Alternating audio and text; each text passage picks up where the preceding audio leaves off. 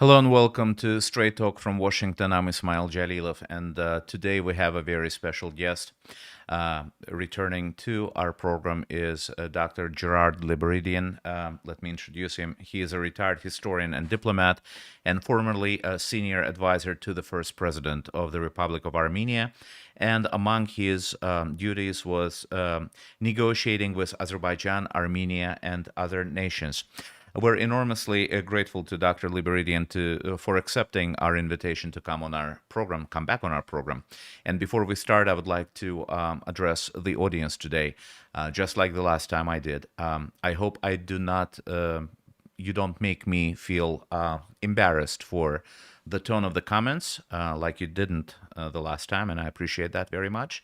And I hope we will be gracious to our guest, and I'm anticipating your questions. I see a lot of them already today, and I apologize for the fact that we're starting very late. It is 1:08 in Yerevan and Baku in the morning, the next day of the 31st of January. It is still the 30th here in Washington, D.C., and where our guest is in Massachusetts.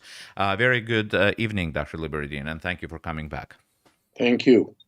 Nice to meet you. Nice to see you as well. The last time we spoke was June of 2021. I guess the overarching question that I have is, what has changed since then? What would you single out as the most important change? Was this time wasted? Did we have more hope then than we have now for the enduring peace in our region? Well, there have been a number of changes since then. I think the most important is one that is not a sudden change. Usually in history, the ones that are slow coming are not as visible. But what we have different now is the increasing evidence that there's no international order. It's not that we have a multipolar world. It is that there are so many regional players that are acting as superpowers in their own region, or trying to. And as opposed to the Cold War period, where you had two superpowers and they had some kind of control over their camps, the members of the countries that were on their side, now that has by and large disappeared. And countries are acting more chaotically, more unpredictably, and more dangerously. And it is within this context that we're trying to resolve a relatively small issue compared to the big ones that are going on, but still, even in the South Caucasus, with three relatively small countries, and the one question of Armenia-Azerbaijan relations, we still have international ramifications. We still have international players. We still have regional powers that act quite independently and sometimes not so positively. And within that, the sense of insecurity, unpredictability, uncertainty has increased in all three republics, but especially, I would say, Georgia and then Armenia. I think that's the biggest thing. Now, part of this is the Ukraine war, of course, whereby there is an assessment of Russia and Russia's influence in the region, Russia's interest in the region, and these assessments are not always so wise, in the sense that you can say that militarily Russia doesn't look that strong, but on the other hand, that may be hardening Russia's position as to what it wants to do or to have in the region, in its neighborhood. So whatever is seen as negative can have more negative consequences. So I would say that more specifically with regard to Armenia, Azerbaijan, I think Azerbaijan's positions have become harsher. And the original sense that I had that the government of Azerbaijan wants to dictate rather than come up with respectable alternatives and mutual understanding based future. It's become more of a domination based future, more so now than it was then. Mm-hmm. You know, you alluded to the Russo-Ukrainian war, and this is a subject I wanted to get into because sometimes when I speak to people from our region, I cannot help but wonder whether people appreciate the impact of that war on our region and the dynamics in our region on peace and stability and security. Since we're talking about Russia, let's address Russia a little bit. What does the Ukraine war, aggression against Ukraine, show us about Russia's intentions?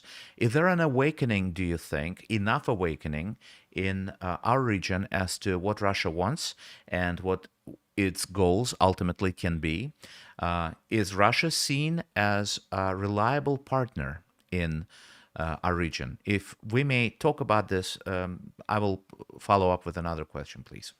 Well, as far as the West is concerned, I think the key to understanding Russia is not just what Russia does that it considers right, and we in general don't consider it right. It's not just that, it's that it is the result of a long process of not finding a new world order after the collapse of the Soviet Union. This is a key issue. That is, the expansion of NATO changed the Russian disposition from accommodation to defiance, but also to that were added ambitions and justifications for neo-imperial ambitions. So it's not enough just to resist. It is necessary to understand and see where solutions can be found. The influence of Russia in our region still remains. It is still important to understand that Russia is a country that is willing to send troops, soldiers into an area, while Western countries are very reluctant to commit people into conflict areas and wars. So that's one big difference. Secondly, Russia is relatively weak compared to the West and NATO and Western countries, but not so weak compared to the smaller South Caucasian states. So we have to remember that. But we have to find a way to deal with Russia. The most vulnerable now is Armenia. That was the closest ally. In fact, there's a formal alliance between Armenia and Russia, and it was fully understandable that Russia would not help Armenia with regard to Karabakh, but it was expected that Russia would be active in terms of the alliance, defensive, mutual defense alliance that exists. So the disappointment in Armenia is very obvious, and that has created uncertainty, and that has created a search in Armenia to see where you can find security, and whether it's and usually the question is, if it's not Russia, where? And the alternative to Russia is the West, and I think that's the wrong way to go with regard to the future.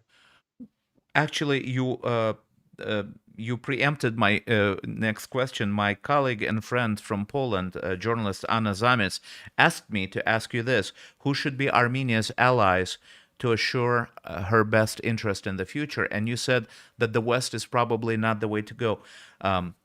Why? Is the West not a reliable partner? Do you also, if I may, do you also think that the full alliance between Russia and Armenia hurts Armenia's position in the West in general? Because it cannot go unnoticed that Armenia and Russia do have a military alliance. Well, there's a very simple truth. With or without Armenia's alliance with Russia, the US and the West are not ready, willing to provide security to Armenia. And by security, I mean, let's say, it's the integrity of its territory. Georgia is a clear example. Georgia did not have an alliance with Russia. Georgia was extremely pro-NATO from the beginning and committed fully to being with the West. And when Russia intervened and punished Georgia for it, the West did nothing.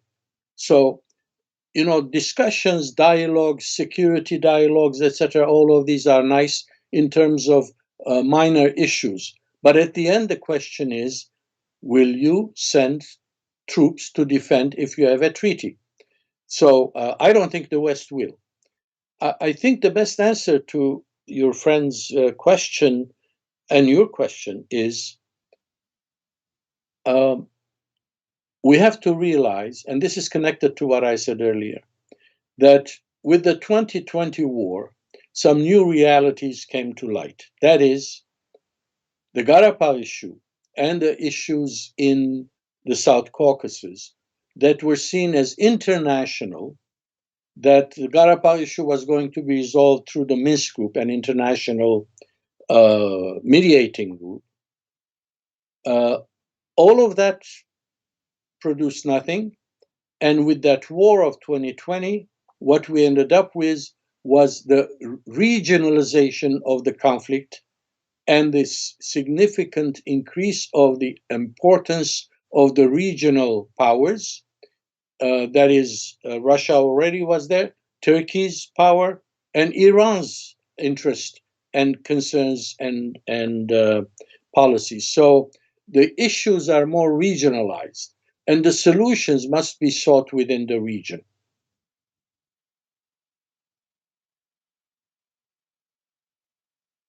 Can't hear you. Apologize. A question from the audience, if I may ask. What forced Azerbaijan, in your opinion, to accept Russian peacekeepers in Karabakh in 2020? Is there something you would like to talk about in this regard? Well, it's difficult to say. There are various hypotheses, of course. The question is, what were the intentions of the Azerbaijani government? The war purpose, the purpose of the war. What did it want to achieve? Did it change during the war itself? Did those goals change? And was it Azerbaijan's intention to take over completely the Karabakh region, which it could have, militarily speaking? Now, why did it stop? Right? There's the possibility that Russia threatened Azerbaijan, which I don't think is for me acceptable. That is, I don't think ever Russia will fight Azerbaijan. Why not, if I may? Because Azerbaijan represents something more than Azerbaijan. There's an alliance with Turkey.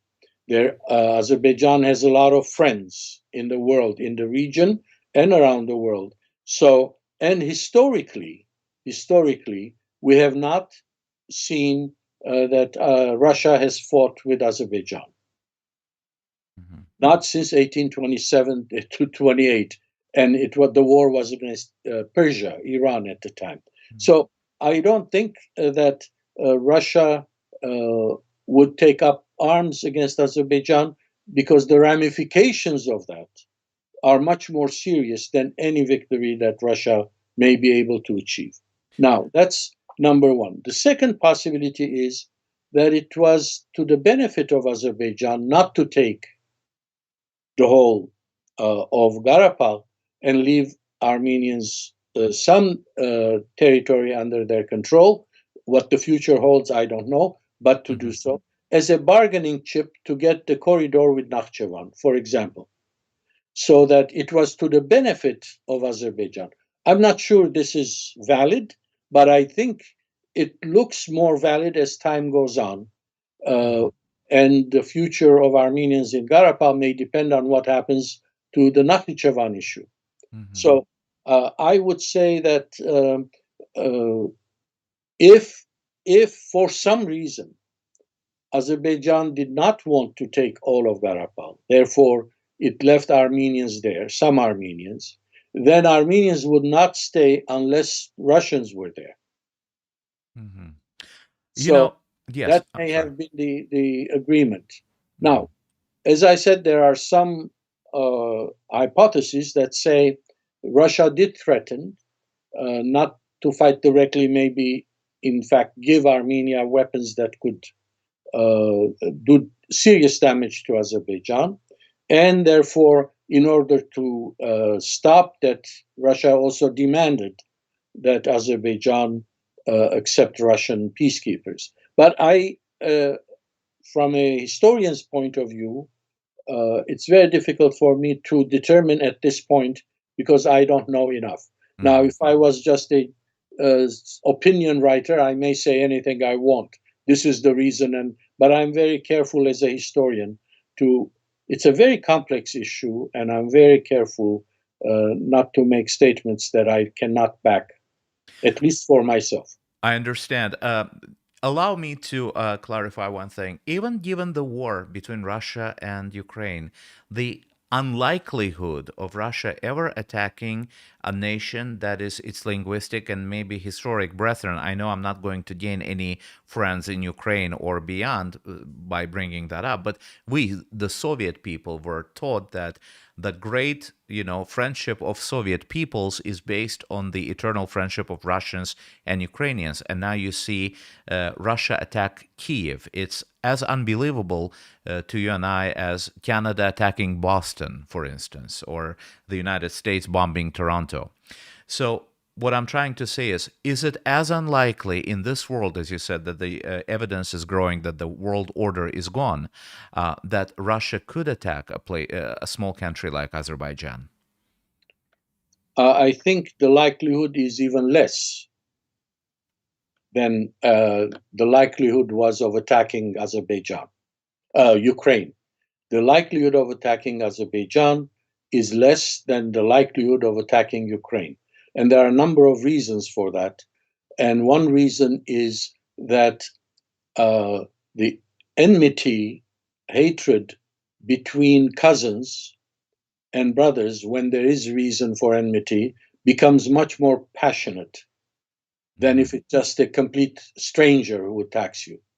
So if you have one reason to be an enemy, that antagonism within families is much worse than antagonism against a complete stranger, which would be a simple matter of interest. Here we have, both in Russia and Ukraine, its identities at war, not just two countries with opposing interests. Okay?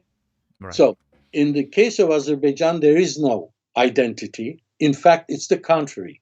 And the fact that Azerbaijan is a Muslim country, any Russian attack on Azerbaijan will be seen as an attack against a Muslim country, which means it will alienate Central Asia, it will alienate Turkey, and Turkey has a treaty with Azerbaijan for defense, and so a lot of other friends that Azerbaijan has because of its being Muslim, like Pakistan, or because of its being an oil and gas producing country. So in my view, it was more likely that it could attack Ukraine, because imagine that identity, right?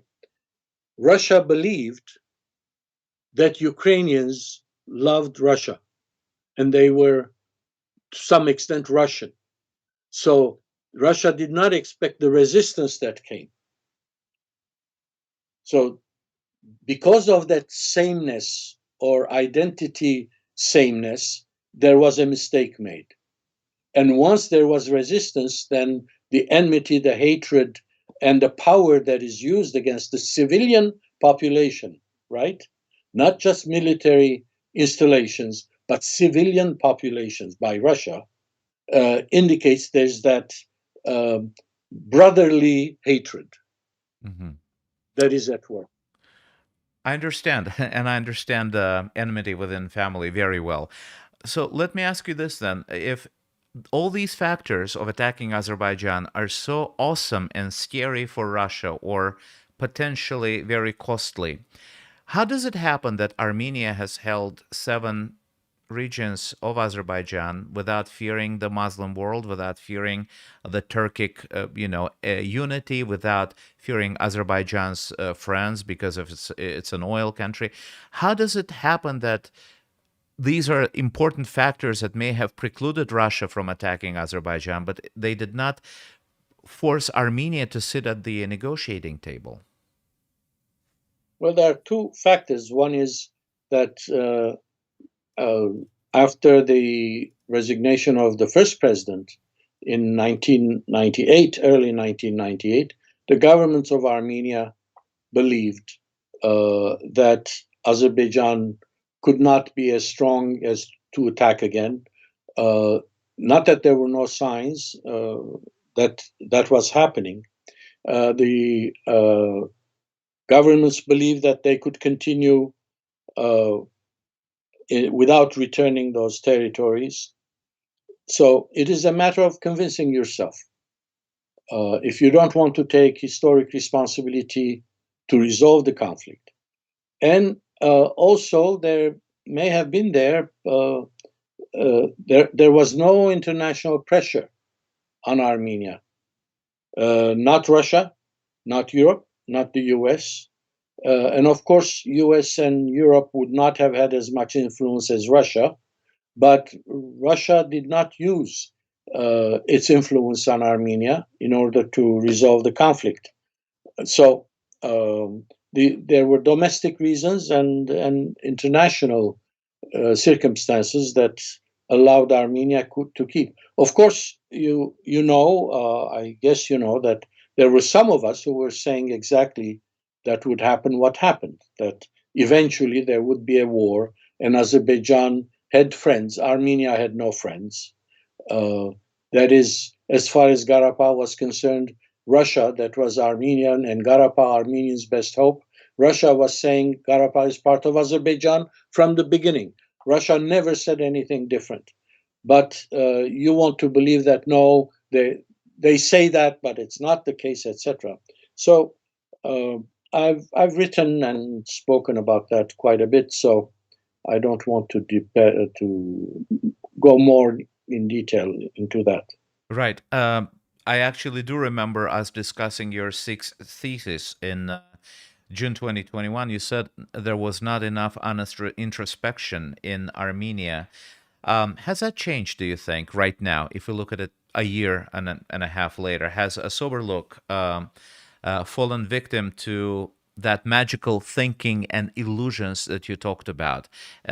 Yeah. I understand this is not something you want to discuss again, but I'm very curious because when I talk to Armenians in Armenia and around the world, I really want to know what sort of narratives they are governed by when they discuss something like that with the other side in the conflict. Well, the answer to that very important question is that yes, quite a bit has changed, particularly in the younger generation. A lot of people, even in the older generation, have come to the conclusion that, in fact, Armenia made a mistake in not negotiating and coming to an agreement on the basis of mutual concessions. That has been very clear. And you can see it in what's happening with the Pashinyan government. That is, if there was no popular support for Pashinyan to negotiate directly with Azerbaijan and Turkey, and saying that we need to resolve these issues, we need to find a way to live in the neighborhood, which is quite contrary to what the previous governments were talking about. That is, there were two reactions to the war, two lessons learned from the war, or lessons ascribed to the 2020 war. One was the hardliners who said that, well, what the war proves is that Azerbaijan and Turkey are hopelessly savage countries that want to do this or that to Armenia. That was one lesson. And they said this proves that our position of not conceding anything was right. And they expected people to be more entrenched in their hatred toward Azerbaijan and Turkey. They expected people to side more with them. That's not what happened in Armenia. I can't say what percentage, but obviously it is a huge percentage of Armenians who said they agreed with that earlier, but now they see it's a mistake. That you have to learn to live with your neighbors, and for that you need, otherwise you're going to go into constant wars. And we need to find peace with our neighbors. So this is very fundamental, and the Prime Minister is following that policy. Mm-hmm. His policy today is 180 degrees from his policies before the war. So for that, we have to recognize the fundamental change. Now, on the other hand, this change in Armenia needs to be instituted, it needs to be encouraged, except that the policies of President Aliyev and Azerbaijan are not helping at all. Mm-hmm. That is, instead of doing a very simple treaty saying this is what we want to be neighbors, etc., over a period of time since the second war, the 2020 war, more and more demands are being made, and the demands are becoming harsher, and Pashinyan is having a hard time convincing everyone that this is the way to go. Mm-hmm. For example, with regard to the what I call the transit route between Nakhchivan and Western Azerbaijan. Mm-hmm. The November 9 agreement that stopped the war, the ceasefire statement, indicates that there's going to be a Lachin corridor, mm-hmm. but open routes, not corridors, between mm-hmm. Nakhchivan and Western Azerbaijan. Is that an important distinction, whether we call it a corridor or open routes? Of course it is an important. If it wasn't, they would have used the same words. Mm-hmm. Words in treaties, in statements are very important. Now, I recognize, and I think most Armenians, including the government, recognizes that since Armenia is between the two, Nakhchivan and Western Azerbaijan, there should be a facilitated regime for Azerbaijanis, citizens of Azerbaijan, and goods and people to move without too much bureaucracy and whatever, a special regime. But that regime does not have to be under the sovereignty of Azerbaijan or anyone else. Okay, that transit route. And it looks like, I don't know, but from Turkey and from Azerbaijan, the statements that are coming are implying that they want a route that is completely under Azerbaijani control. And that means Armenia will lose sovereignty. And that is not something that is acceptable.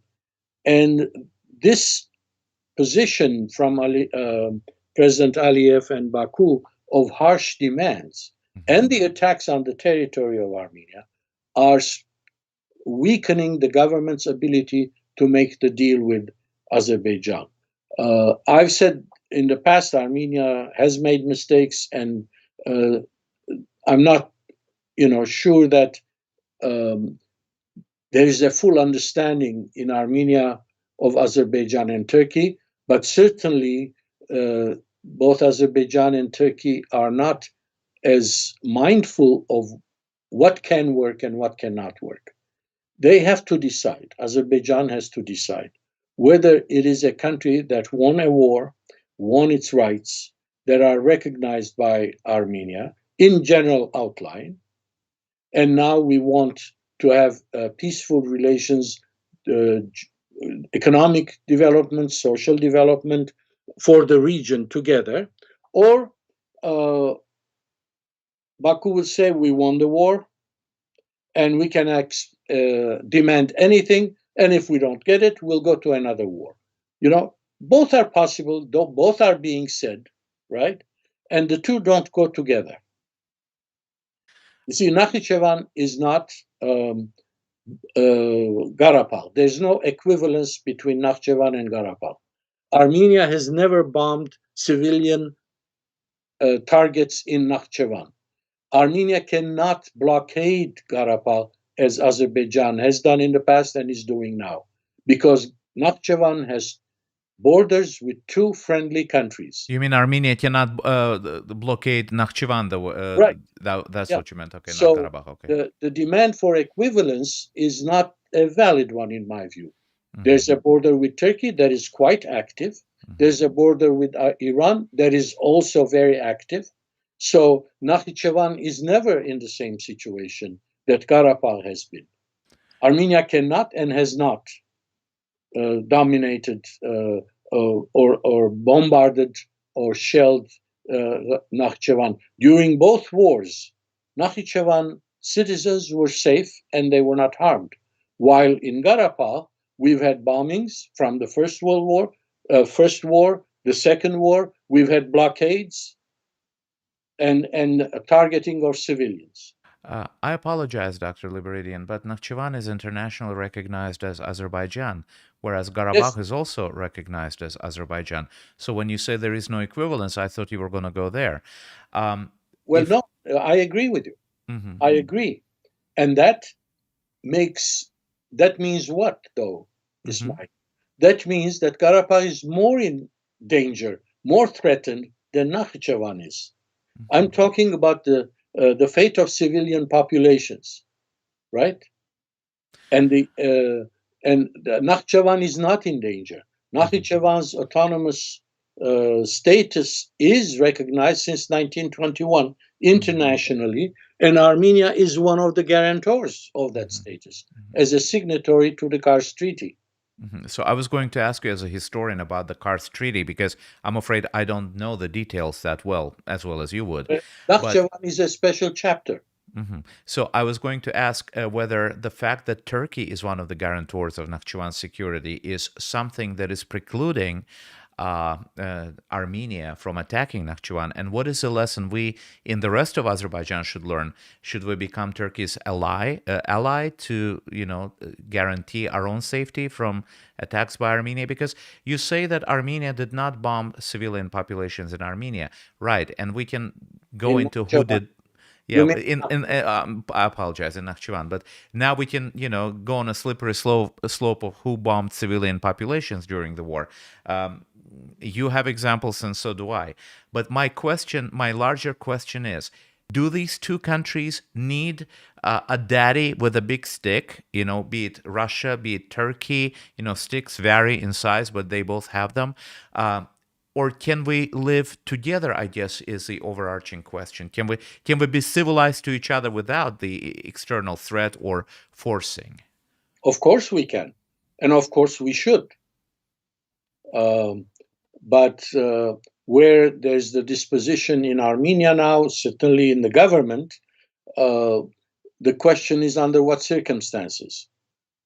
But Azerbaijan, again, I'm not privy to the negotiations.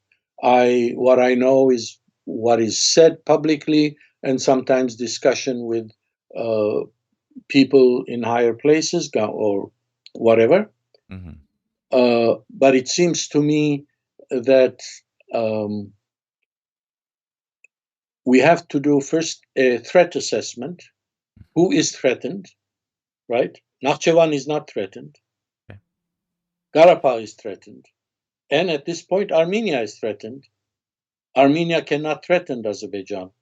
Armenia is threatened. So this is the situation. If we're going to be friends, and I hope we will, and good neighbors, then, Ismail, we need to see how that can happen. And those threats have to stop.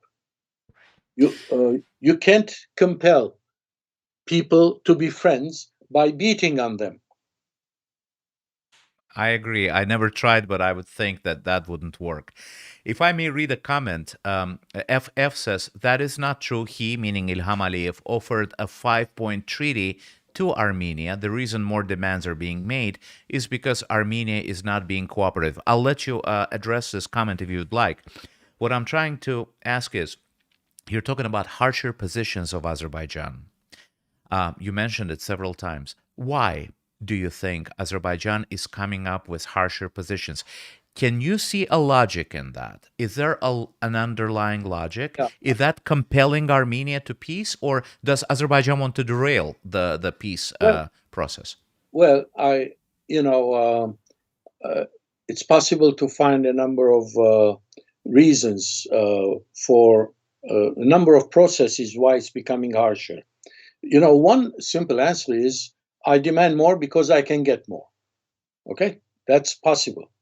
The other is that Baku is creating a not bargaining position whereby demanding more, you'll get a little more than you would have gotten earlier. This, as I said, I'm not privy to the negotiations, so I cannot tell whether it's a tactic or a goal-oriented strategy. The 5-point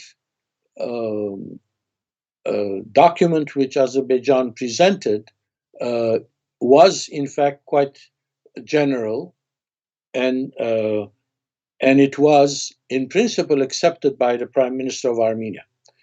Now, in this situation, the problem became that Armenia had concerns which were not addressed in those 5 points. Okay?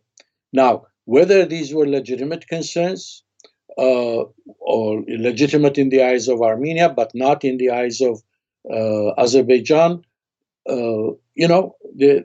that's a question, excuse me, that could be discussed. But the point is that if we're going to have an agreement, it's not just your concerns that must be addressed, it's my concerns too.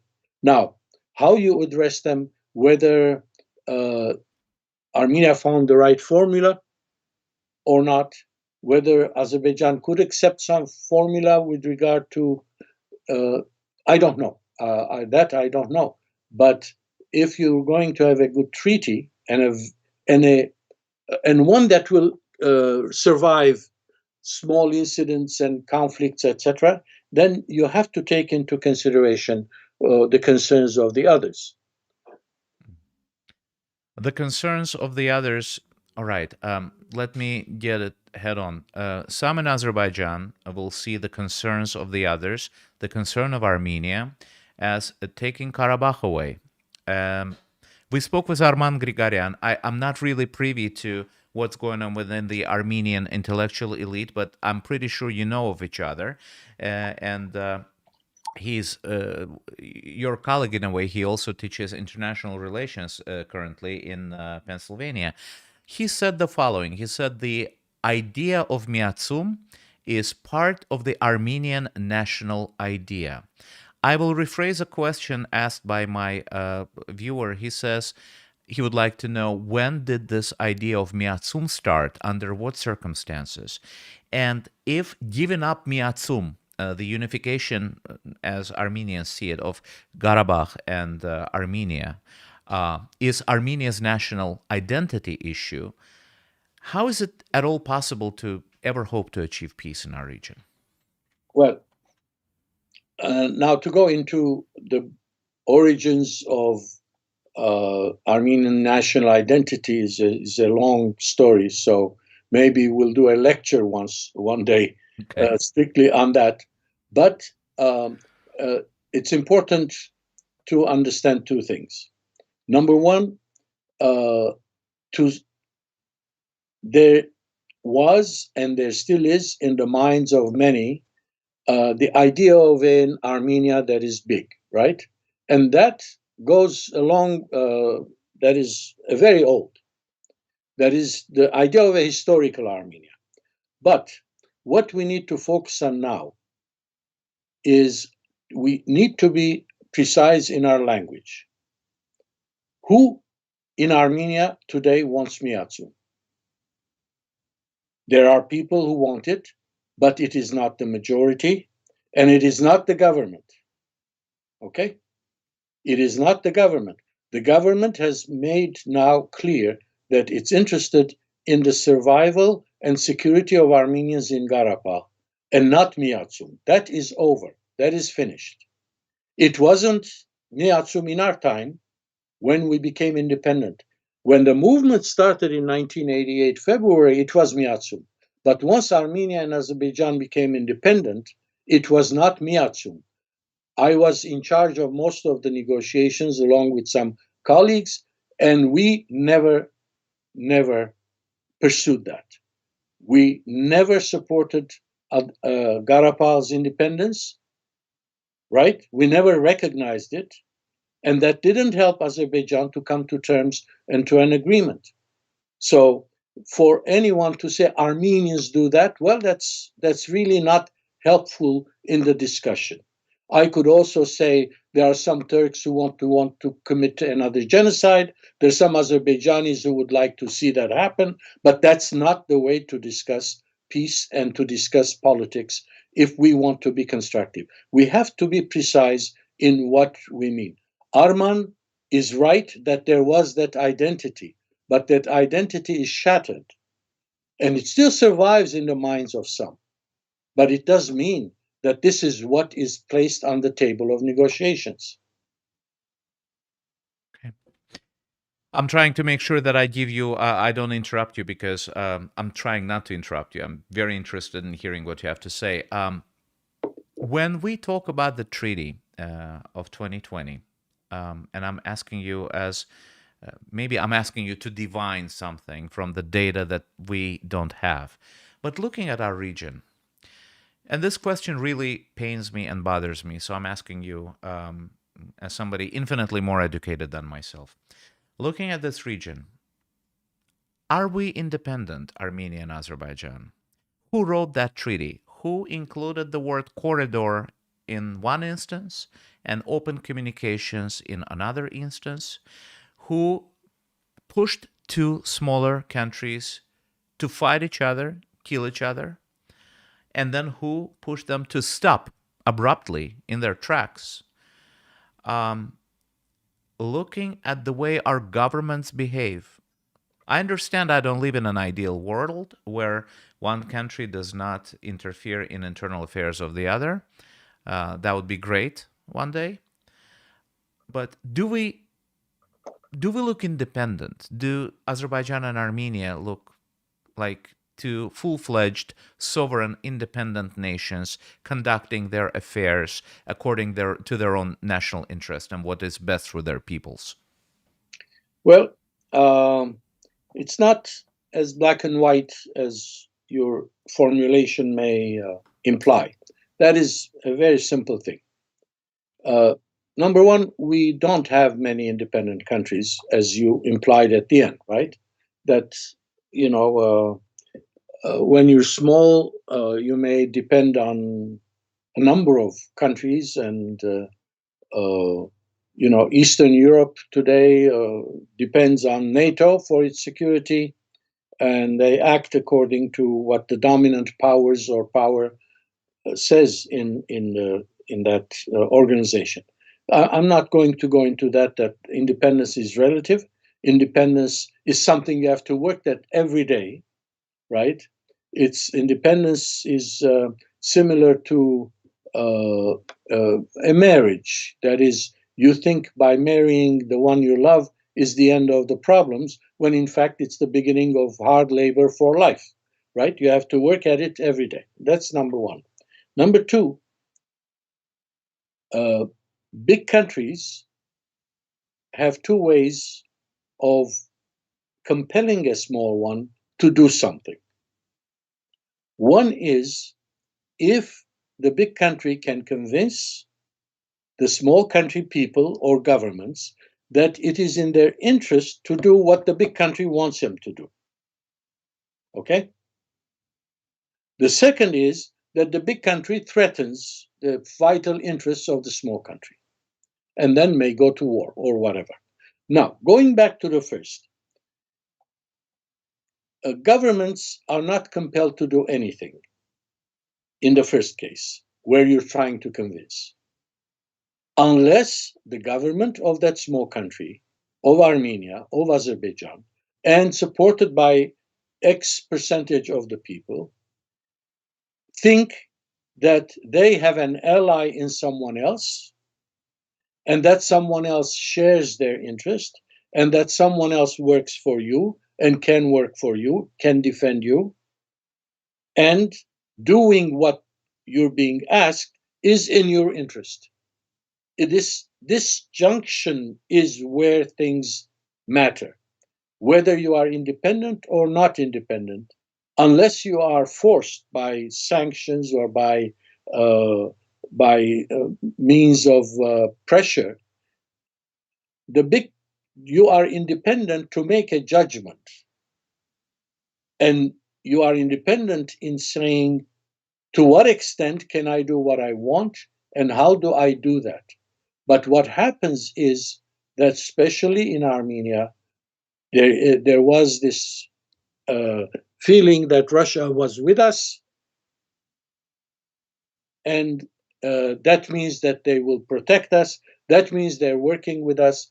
And when governments tell you to do something, I mean, big countries tell your government to do something, and then you are compelled because the other is asking, or you believe, or you even invited the other country. Okay?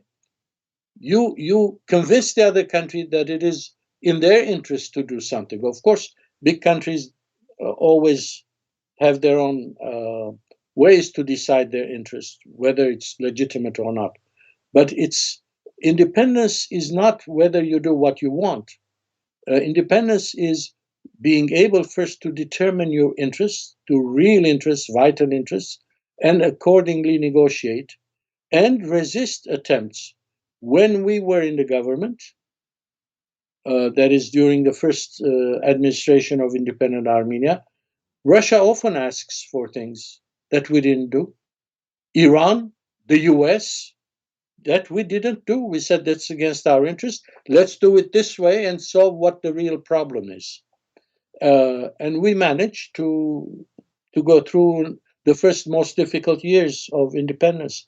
So my answer is simply that it is often our own strategizing, our own belief that we have allies and we can accept foreign influence in return for that foreign power helping us in our goals. And that's, sometimes it works and a lot of times it doesn't work.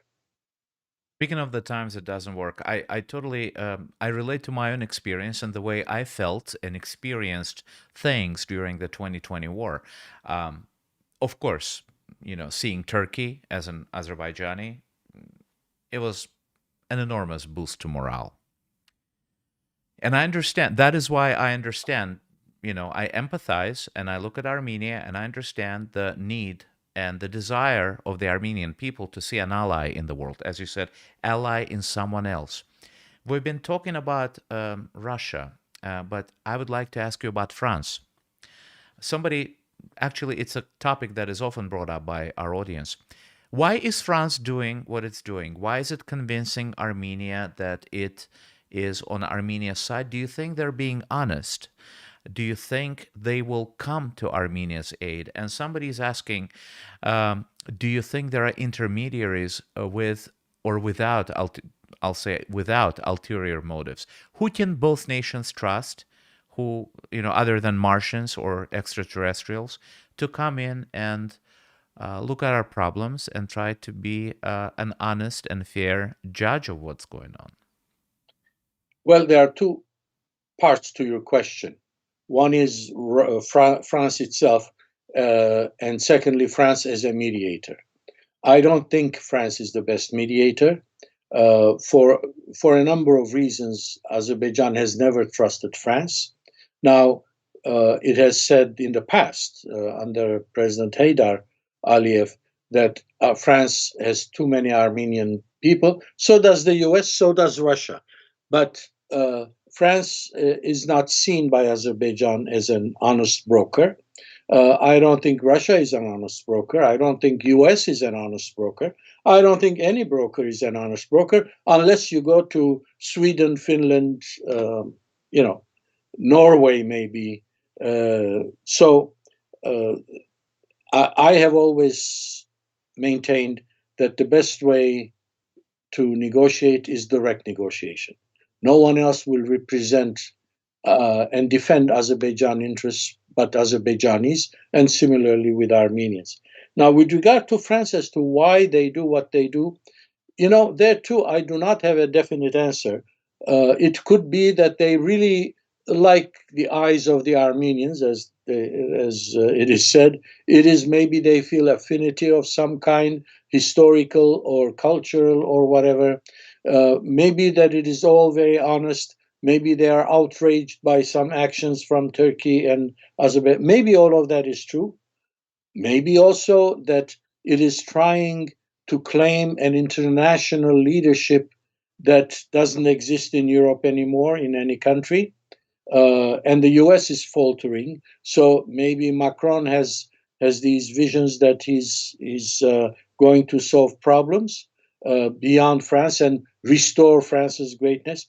I don't know which one it is. It could be a combination. Mm-hmm. But I know that it is not helpful. It is not helpful to Armenia. It is not helpful to the resolution of the conflict, to inspire any kind of hope that they will do things that they will not do. They will not secure Karabakh's independence, Karabakh's security, or Armenia's. So I think they may be playing on the sentiments of Armenians that want to feel that someone is with them. And the best way to deal with that is, as I said, for Azerbaijan and to some extent Turkey, decrease the sense of being a threat to Armenians, and then get to agreements of an agreement that will gradually restore confidence, mutual confidence, and cooperation. I truly believe I did ask you this question in the past. I'm trying to think whether your thinking has evolved. I always ask this question in one way or the other to any guest, Armenian guest from all over the world. Will there be time? And I know it's hard not to laugh at this question, probably, but will there be time that you can envision when Armenians will accept security guarantees from Turkey and from Azerbaijan, that they will see and understand that their security is in Azerbaijan's interest in order to survive as, three nations of South Caucasus, more or less independently? Or by merely asking this question, I am putting myself in a laughable position, do you think? Well, I don't think it's a laughable question. I think the options are quite clear in my mind. I think that is the ideal solution. I think security guarantees, as I said, the problem now has been regionalized, okay, and not internationalized. And Azerbaijan and Turkey, to some extent Iran, of course, Russia, have much more to say about the future of the region and the relations than Europe and the US, personally speaking. And I think there's at least some realization among some in Armenia that this is the case, that the problem is regional and the solutions have to be regional. And Turkey and Azerbaijan will be the best. Now, Russia too, because if Russia is demanding things that threaten Armenia's sovereignty, then Russia is a problem too. So I think the best way to proceed is for all these countries involved, for in this case, let's say immediately Azerbaijan and Turkey, to sit and think not just for themselves as to what they think, what they feel, but also how Armenia sees issues. And Armenia has to do this. And I've worked very hard to bring to the attention of the governments, and especially this government and the people, readers of Armenia and listeners in Armenia, that you have to think of the mistakes Armenia made after the First War or during the First War, okay? This is essential.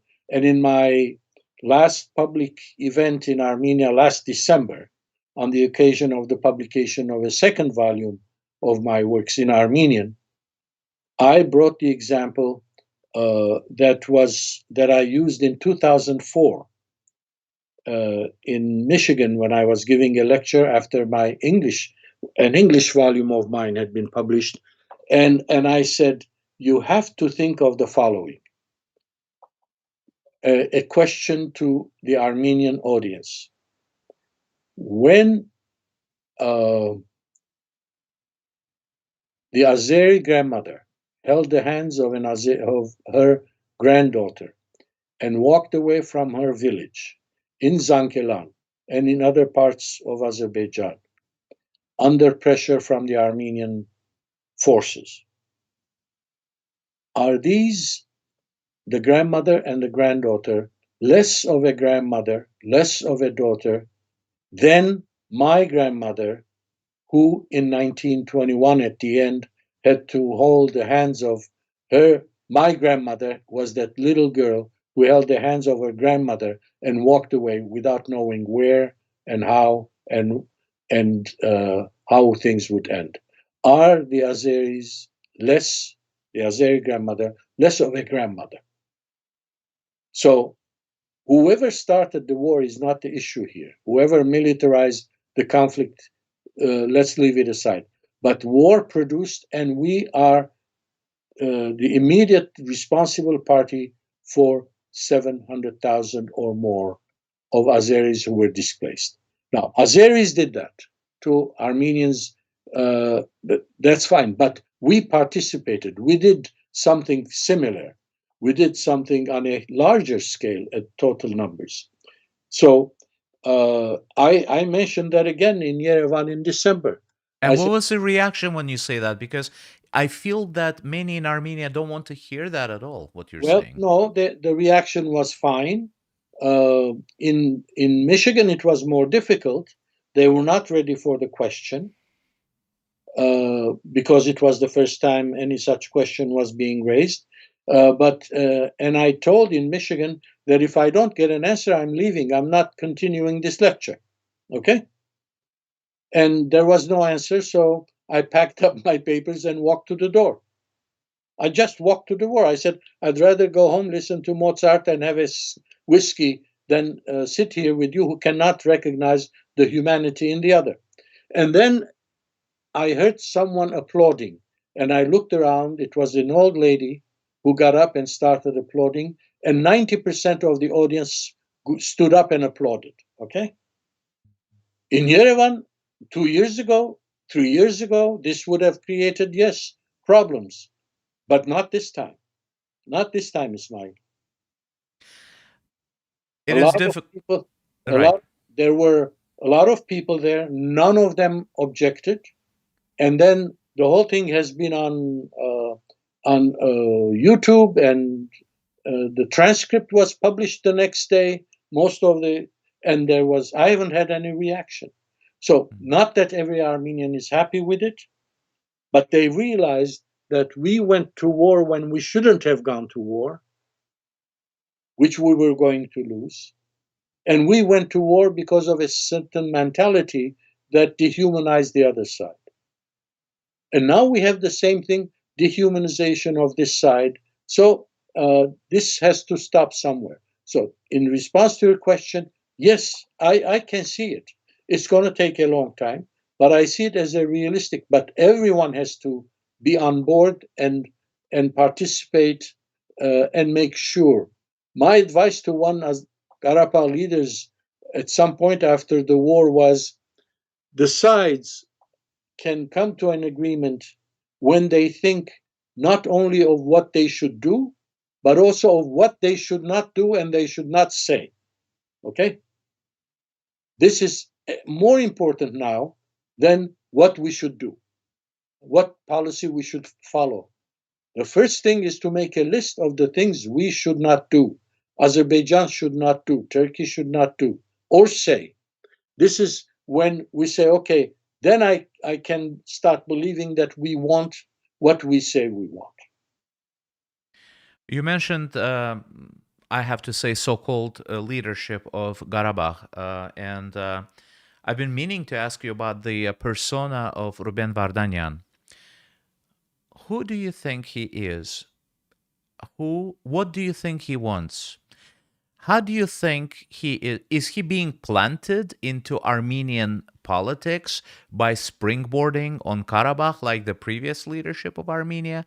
Can he be trusted? Does he have the interests of the Armenian community in Karabakh at heart when he makes decisions? This is something I would like to hear from you. Well, it's difficult to answer the question. Again, not knowing, I've met him once with a discussion some 4 or 5 years ago. I've followed his activities, philanthropic and otherwise. He's an extremely intelligent man, but intelligence does not necessarily mean wise. Wisdom is something different. Now, I do not know.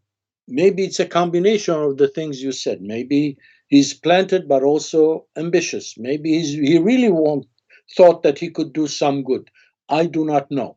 The question is, I do not need to know specifically, again, just as in the case of France, I do not need to know what Ruben Vardanyan had in mind when he came, what the Karabakh leaders had in mind when they accepted him or invited him. I don't know all of that. But I don't need to know all of that to have the general picture that it was not a useful step either to Karabakh nor to the peace process.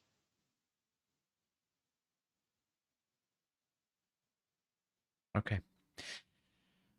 We're coming close to 1 hour. If you're not tired, I would like to ask you another question. But if you're tired, we can... One more question. Thank you. Thank you very much. This question comes from Anik James Krikorian. He was our guest yesterday.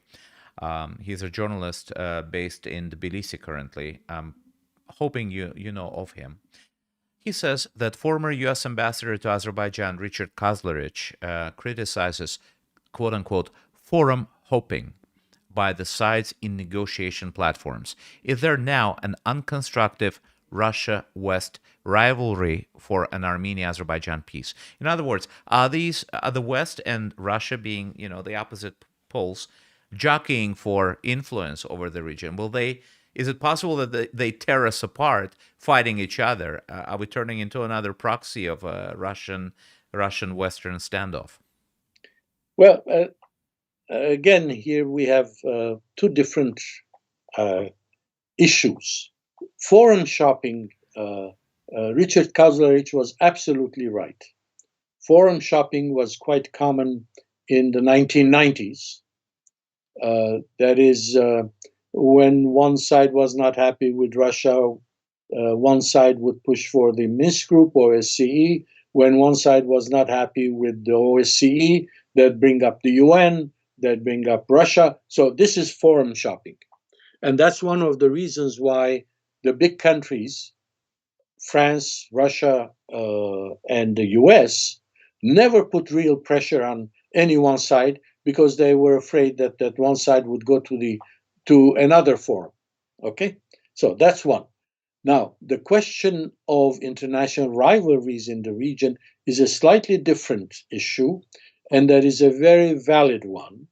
That is, we know that the region is of strategic significance for different reasons, not only for the US, but also for Europe and China, right? So there are pressures, I know, on the countries involved to behave this or that way. Now, the U.S. interest is, there's the possibility that it may want to detach the southern Caucasus region from the influence of Russia, fully or at least partially. There's the issue of turning the South Caucasus against Iran.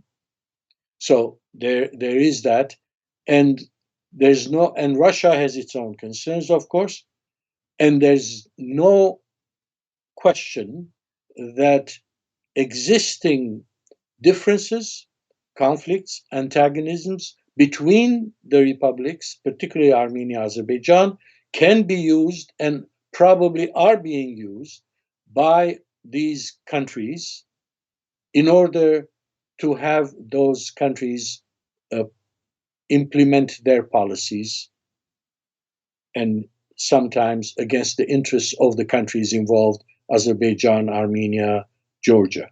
So yes, your question is, your comment is valid, I think, that part of the difficulty in resolving the Armenia-Azerbaijan is the, let's say, the interest that Turkey has in Azerbaijan with regard to Iran and Russia, its own interests, its own designs, what the US sees as a problem in the region, the problems with Russia and Iran.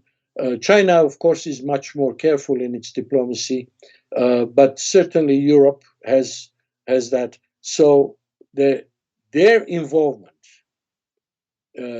is not, to say the least, is not independent of their specific interests, and their interests do not always coincide with the larger purpose of developing a coherent South Caucasus region that has three cooperating republics and mutually securing security, guaranteeing security, plus with the neighbors adding to that security. Dr. Libaridian, our time has run out. It doesn't mean our questions have run out. I do appreciate you coming again on our program. Lots of questions remain, and half of my audience is going to hate me for not asking them. But I do really appreciate your time today, and I hope this is not our last discussion. Inshallah. Inshallah. Thank you very much. Thank you very much for your time. Thank you. Thank you. Thank you.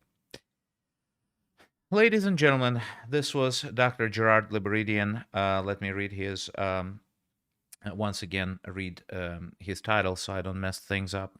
I'm very, very scared of doing that.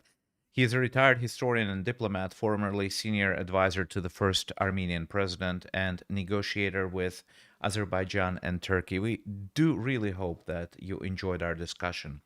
And I do appreciate all the questions from the audience. They're, as always, much more interesting ones than the ones I would have asked my guest.